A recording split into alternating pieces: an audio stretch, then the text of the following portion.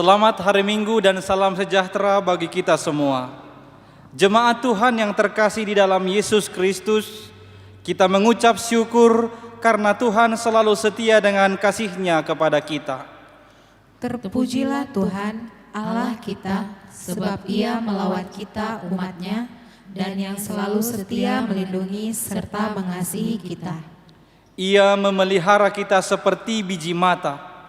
Ia menjaga kita dalam naungan sayap-Nya. Terpujilah Tuhan dari selama-lamanya sampai selama-lamanya. Amin, ya amin. Dengan sukacita mari kita menaikkan pujian kepada-Nya, kita bernyanyi.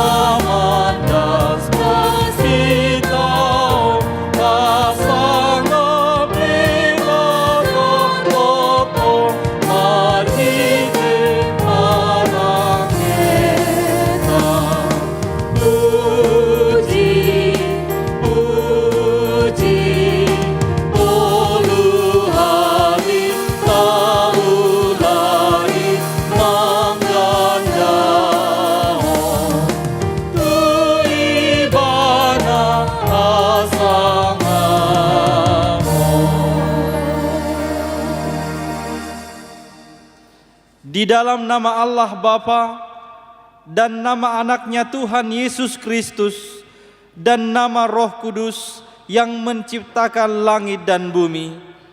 Amin. Demikianlah firman Tuhan. Permulaan hikmat adalah takut akan Tuhan. Semua orang yang melakukannya berakal budi yang baik. Puji-pujian kepada-Nya tetap untuk selamanya. Haleluya. Haleluya, haleluya, haleluya.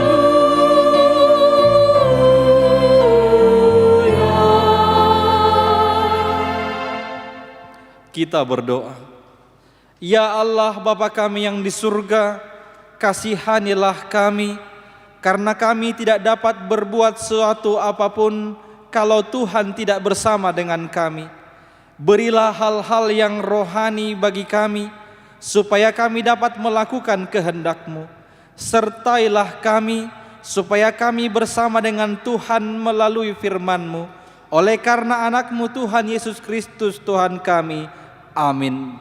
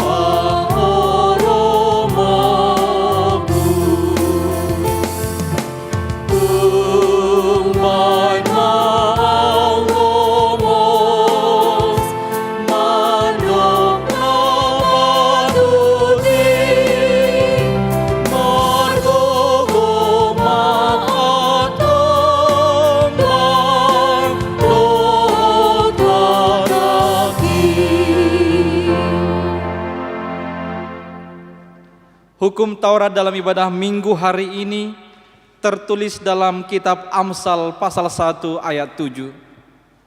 Takut akan Tuhan adalah permulaan pengetahuan, tetapi orang bodoh menghina hikmat dan didikan. Demikian hukum Taurat Tuhan, marilah kita memohon kekuatan dari Tuhan untuk melakukan hukumnya. Ya Tuhan Allah, kuatkanlah kami melakukan yang sesuai dengan hukum-Mu. Amin.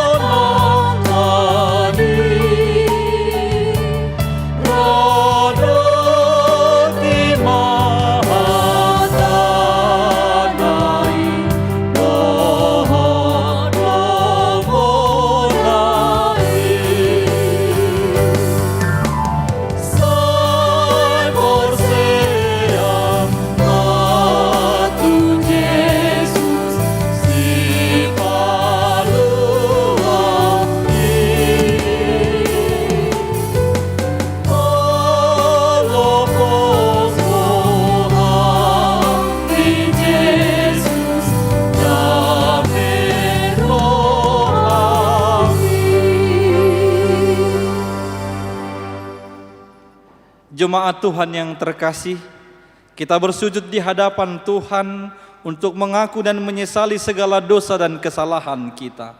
Marilah kita merenungkan segalanya di hadapan Tuhan, kita berdoa.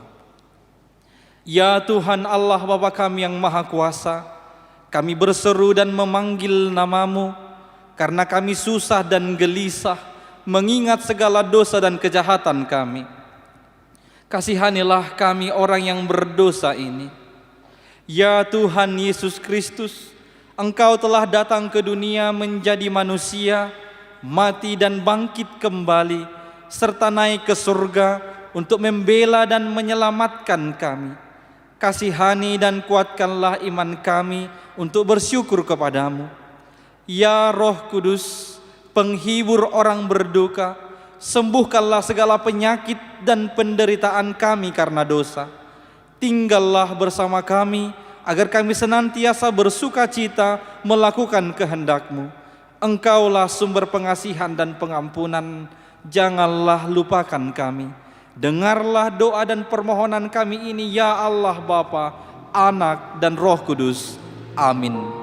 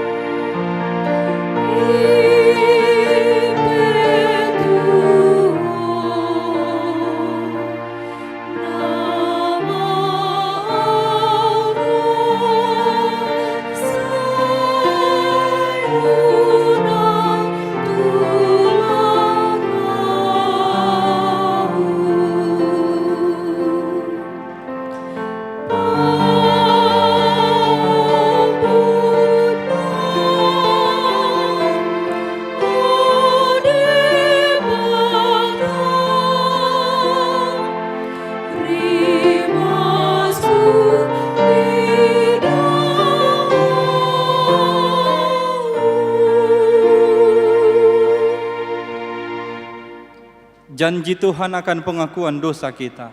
Demikianlah firman Tuhan, aku telah menghapus segala dosa pemberontakanmu seperti kabut diterbangkan angin, dan segala dosamu seperti awan yang tertiup.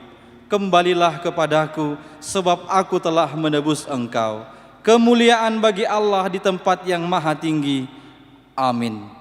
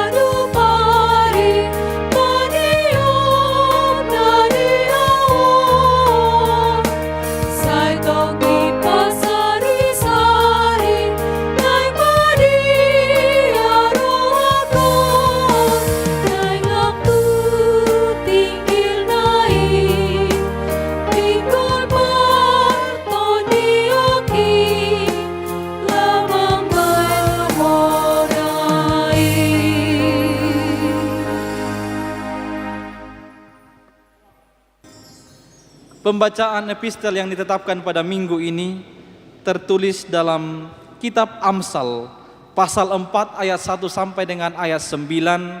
Kita membacanya secara responsoria. Beginilah firman Tuhan. Dengarkanlah hai anak-anak didikan seorang ayah, dan perhatikanlah supaya engkau beroleh pengertian. Karena aku memberikan ilmu yang baik kepadamu, janganlah meninggalkan petunjukku. Karena ketika aku masih tinggal di rumah ayahku sebagai anak, lemah, dan sebagai anak tunggal bagi ibuku, Aku diajari ayahku, katanya kepadaku, biarlah hatimu memegang perkataanku, berpeganglah pada petunjuk-petunjukku, maka engkau akan hidup. perolehlah hikmat, perolehlah pengertian, jangan lupa dan jangan menyimpang dari perkataan mulutku. Janganlah meninggalkan hikmat itu, maka engkau akan dipeliharanya. Kasihanilah dia, maka engkau akan dijaganya. Permulaan hikmat ialah perolehlah hikmat, dan dengan segala yang kau peroleh, perolehlah pengertian. Junjunglah dia, maka engkau akan ditinggikannya. Engkau akan dijadikan terhormat apabila engkau memeluknya. Ia akan mengenakan karangan bunga yang indah di kepalamu, mahkota yang indah akan dikaruniakannya kepadamu. Demikianlah pembacaan firman Tuhan. Berbahagialah orang yang mendengar firman Allah serta memeliharanya. Amin.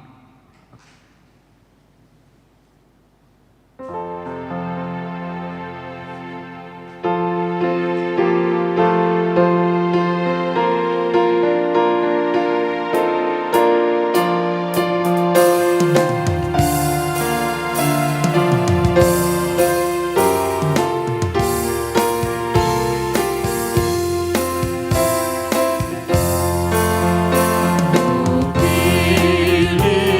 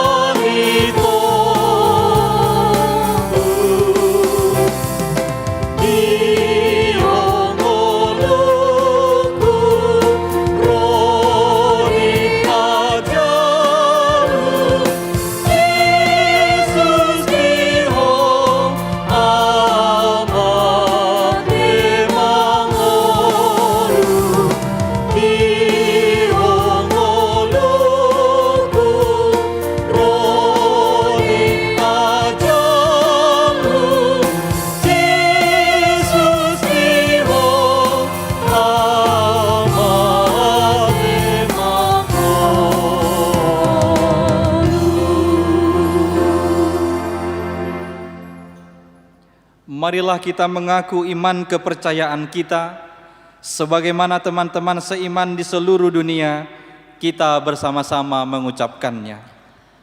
Aku percaya kepada Allah, Bapa yang Maha Kuasa, Khalik langit dan bumi.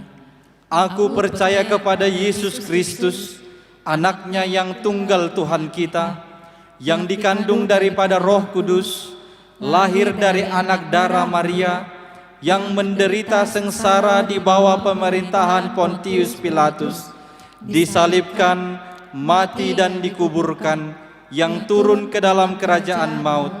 Pada hari yang ketiga, bangkit pula dari antara orang mati, naik ke surga, duduk di sebelah kanan Allah Bapa yang Maha Kuasa. Dari sana akan datang kelak untuk menghakimi orang yang hidup dan yang mati. Aku percaya kepada Roh Kudus dan adanya satu gereja yang kudus, persekutuan orang kudus, pengampunan dosa, kebangkitan daging, dan hidup yang kekal.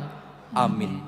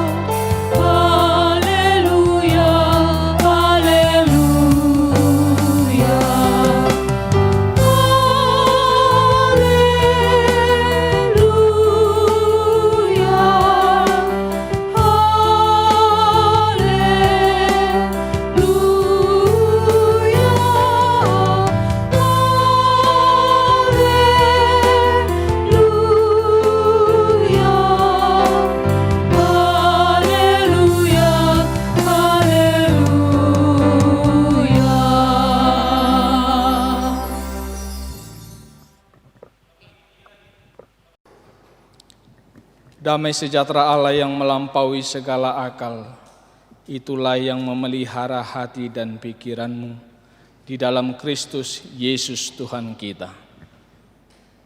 Amin. Bapak, Ibu, saudara-saudari yang terkasih, firman Tuhan yang menjadi nats khotbah pada minggu hari ini, minggu kelima setelah Trinitatis, yakni yang tertulis dalam Injil Lukas pasal yang ke-6 ayat 39 hingga ayat 42. Demikianlah firman Tuhan, saya akan membacakan untuk kita semua. Yesus mengatakan pula suatu perumpamaan kepada mereka. Dapatkah orang buta menuntun orang buta? Bukankah keduanya akan jatuh ke dalam lubang? Seorang murid tidak lebih daripada gurunya, tetapi barang siapa yang telah tamat pelajarannya akan sama dengan gurunya. Mengapakah engkau melihat selumbar di dalam mata saudaramu, sedangkan balok di dalam matamu sendiri tidak engkau ketahui?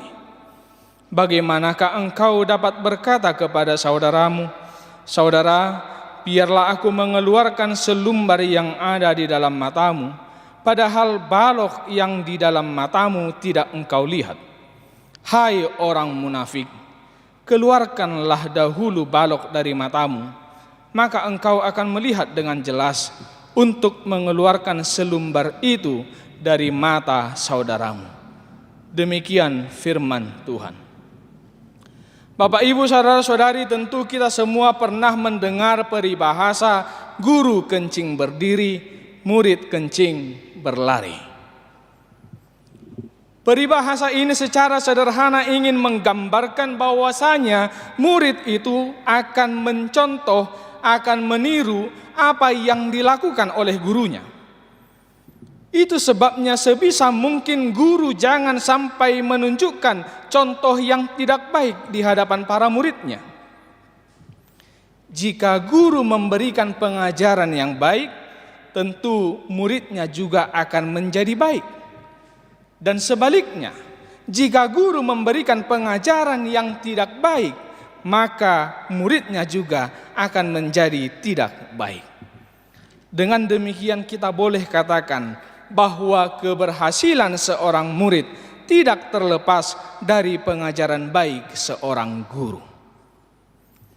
Hal ini juga yang disinggung oleh Yesus dalam teks khotbah ini, di mana Yesus memberikan sebuah perumpamaan kepada orang banyak yang berbondong-bondong mengikuti Dia ketika itu, yakni orang-orang Farisi dan para ahli-ahli Taurat. Yesus memberikan sebuah perumpamaan yang menggambarkan bagaimana hubungan seorang guru dengan muridnya. Di ayat 39 Yesus berkata, "Dapatkah orang buta menuntun orang buta? Bukankah keduanya akan jatuh ke dalam lubang?"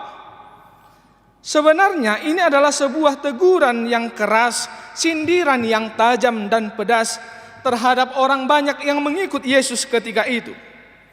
Mengapa? Karena sebenarnya Yesus berkata demikian karena Yesus tahu dan Yesus melihat sendiri bahwa mereka hidup dalam kesombongan. Mereka merasa dirinya yang paling benar, merasa dirinya yang paling suci, merasa dirinya yang paling sempurna dibandingkan dengan orang lain. Itu sebabnya Yesus menggambarkan mereka sebagai orang buta. Karena mereka tidak menerima kebenaran dan keselamatan yang dibawa oleh Yesus. Mereka sudah melihat dengan jelas apa yang dilakukan oleh Yesus, perbuatan-perbuatan apa yang sudah dikerjakan oleh Yesus, namun mereka tidak satupun yang ada mempercayainya. Mata jasmaninya melihat, namun mata hati, mata imannya tidak dapat melihat.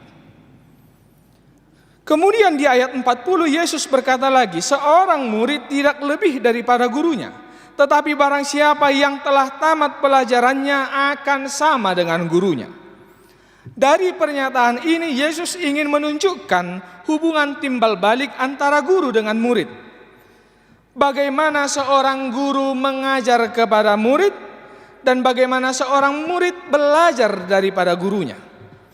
Dalam arti seorang murid yang baik harus berjalan, harus hidup sesuai dengan ajaran dan nasihat sang guru. Sebagaimana orang bijak berkata, seorang murid yang baik, dia harus setia berjalan di belakang gurunya dan mengikuti jejak kaki gurunya. Dan ini yang menjadi poin pertama pesan khotbah ini, mengajak kita semua untuk mencintai pendidikan, mencintai pengajaran. Sebagaimana topik minggu kita hari ini, cintailah pendidikan. Rikoti magumuruhon pangatusion. Sebab dengan pendidikan, dengan pengajaran, kita akan mengetahui mana yang baik dan mana yang tidak baik. Itulah petunjuk-petunjuk agar kita memperoleh kehidupan sebagaimana tadi kita sudah membacanya dalam epistel Amsal 4 ayat 4. Sekali lagi, cintailah pendidikan. Selanjutnya di ayat 41 sampai ayat 42, Yesus kembali memberikan teguran yang keras. Yesus kembali memberikan teguran yang tajam dan pedas melalui sebuah perumpamaan. Yesus berkata, "Mengapakah engkau melihat selumbar di mata saudaramu, sedangkan balok di dalam matamu sendiri tidak engkau lihat? Bagaimana engkau dapat berkata kepada saudaramu, 'Saudara, biarlah aku mengeluarkan selumbar yang ada di dalam matamu,' padahal balok yang di dalam matamu tidak engkau lihat?"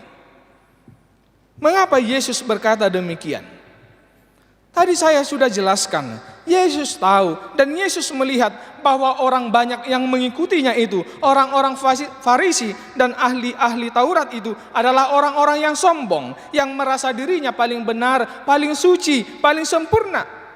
Namun mereka tidak pernah introspeksi diri, sehingga mereka gampang menghakimi, gampang menjudge orang lain. Itu sebabnya Yesus berkata, "Mengapa selumbar di mata orang kamu lihat, sementara balok di dalam matamu tidak engkau lihat?" Tarahonado bilok ni halak di bereko, HP bilok mupe unggorang do siap bilok ni halak. Hira-hira songoni do nuaing patuhano. Sama dengan peribahasa, semut di seberang nampak, gajah di depan mata tidak nampak.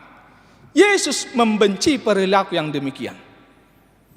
Unang saya hira cerita ni amaniogoli, mangalu-alu ma amaniogol tu dokter pribadi na madok pabuan nong nengel inatay ima nayogol. Tambah hari dia tambah tuli, tambah nengel dokter. Kalau ngomong aku harus berulang kali dulu baru dia dengarkan. Ahama alus ni dokteri. Kita harus uji dulu Pak, kita harus ukur dulu tingkat keparahan atau tingkat ketuliannya. Coba Bapak bicara dengannya dari jarak 10 meter. Kalau dia tidak dengar, coba lagi dari jarak 5 meter. Kalau dia masih tetap tidak mendengar, coba dari jarak 1 meter. Sahat dijabu manigor dipraktek kon amaniogol nani dok ni dokteri. Kebetulan tiki tongon mangalop pa inatay di dapur. Sian jarak 10 meter pitor manggora maamatay. O nayogol mangalop paho. Dang terbigi halus. Di pajonong iba na gabi 5 meter. O nayogol mangalop paho. Tong dang terbigi halus. Di pajonong iba na musay gabi 1 meter. O nayogol mangalop paho. Tong dang arong halus. Ujung na di pajonok matupinggol ni inatay, huhu may ba na sa hira na marsora, o nayogol, mangalop paaharoho. Pitor na gula inatay, pitor di do pakot tu amatay, huhu madibolang amatay, mangalop pa sayur, di botohoro sayur, S-A-Y-U-R, sayur. O patali ho manukun, o patali hualusi, so matta nengelmu ninna inatay tu amatay. Hola didok songoni pitor mangakka amatay, pitor lao ibana martabuni, sanga di paspasin natayan nun ibana. Ala kebetulan boru tapu bolo ni natay. Suku-suku na kamangkay nang, isero sa sitong nananengel siyan na sila na dua. Siapa sebenarnya yang tuli? Fakta membuktikan dan fakta berbicara bahwa yang tuli itu sebenarnya adalah si suami, bukan si istri. Amaniogol donanengel, dada nayogol. Alay ahado nanang idot siani. Kita harus akui dalam kehidupan kita sehari-hari kita sering menunjukkan perilaku yang demikian. Kita lebih mudah melihat kesalahan orang lain, melihat kekurangan orang lain, melihat kelemahan orang lain daripada melihat kesalahan, melihat kekurangan, melihat kelemahan diri kita sendiri. Selumbar di mata orang lain lebih besar dari balok yang ada di depan mata kita. Kita sering tidak sadar diri ketika satu jari kita menunjuk atau mengarah kepada orang lain. Sesungguhnya 3 jari lain sedang menunjuk, sedang mengarah kepada kita sendiri. Karena itulah Yesus berkata, Hai orang munafik, keluarkanlah dahulu balok dari matamu, maka engkau akan melihat dengan jelas untuk mengeluarkan selumbar itu dari mata saudaramu. Ho pangasi, jumolo ma upat tiang nani matami, dung pei asa pikiranmu, manang beha pangupakmu disilbak-silbak na di mata ni dongamu. Lapatanna ikon parjolo do ture ngoluniba, dung pei pinature ngoluni halak na asing. Dan ini yang menjadi poin kedua, pesan dari teks khotbah ini kepada kita semua. Introspeksi dulu dirimu sebelum mengintrospeksi orang lain. Lihat dulu kekuranganmu, baru kekurangan orang lain. Lihat dulu kelemahanmu, baru kelemahan orang lain. Lihat dulu kesalahanmu, baru kesalahan orang lain. Sudah sempurnakah hidupmu? Sudah sucikah hidupmu sehingga kau berani menghakimi, kau berani menjudge orang lain? Mari belajar introspeksi diri. Periksa dirimu sebelum memeriksa orang lain. Amin. Kami berterima kasih kepadamu Tuhan atas sapaan firman yang sudah kami dengarkan pada minggu hari ini, yang mengingatkan kami untuk mencintai pendidikan agar kami beroleh kehidupan. Dan Engkau juga mengingatkan kami semua untuk introspeksi diri, untuk tidak menyalahkan orang lain, untuk tidak melihat kelemahan orang lain, tetapi Engkau mengajari kami untuk memeriksa diri kami sendiri. Ajarilah kami Tuhan dan bimbinglah kami dengan Roh-Mu agar kami dapat menghidupi firman-Mu yang sudah kami dengarkan hari ini. Dalam Kristus Yesus, dengarkanlah doa kami. Amin.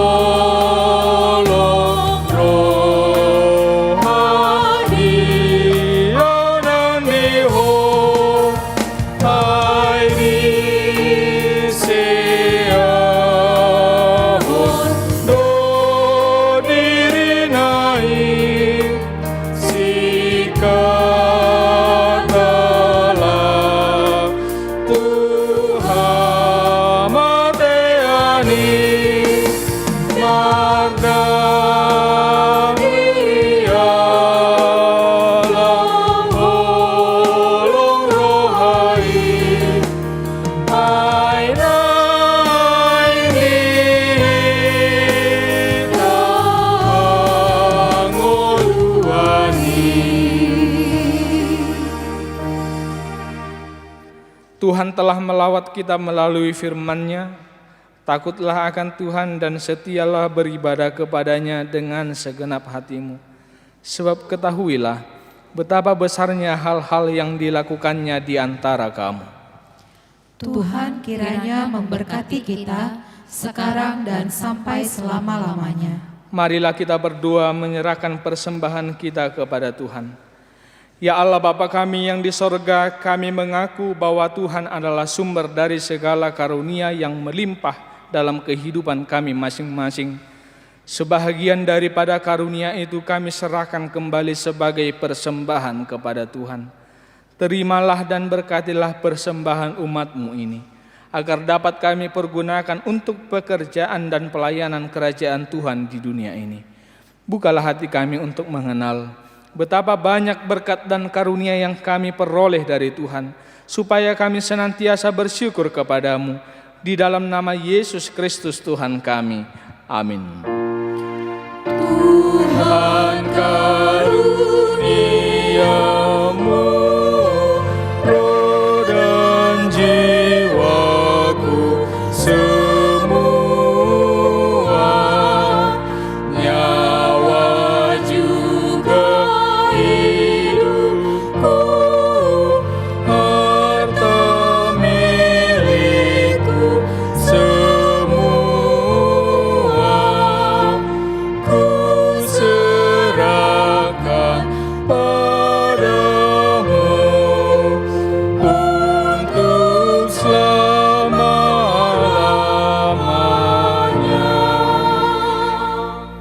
Bapa kami yang di sorga, dikuduskanlah namamu, datanglah kerajaanmu, jadilah kehendak-Mu di bumi seperti di sorga.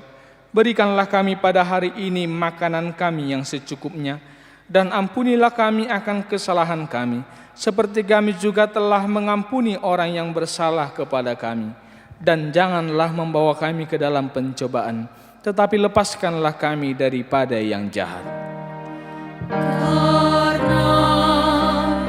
Engkau punya kerajaan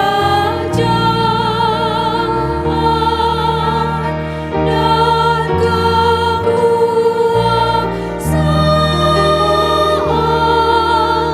dan kemuliaan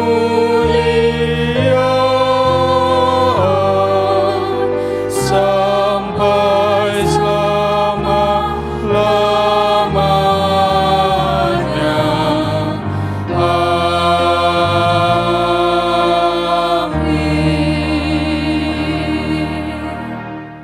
Tuhan memberkati engkau dan melindungi engkau.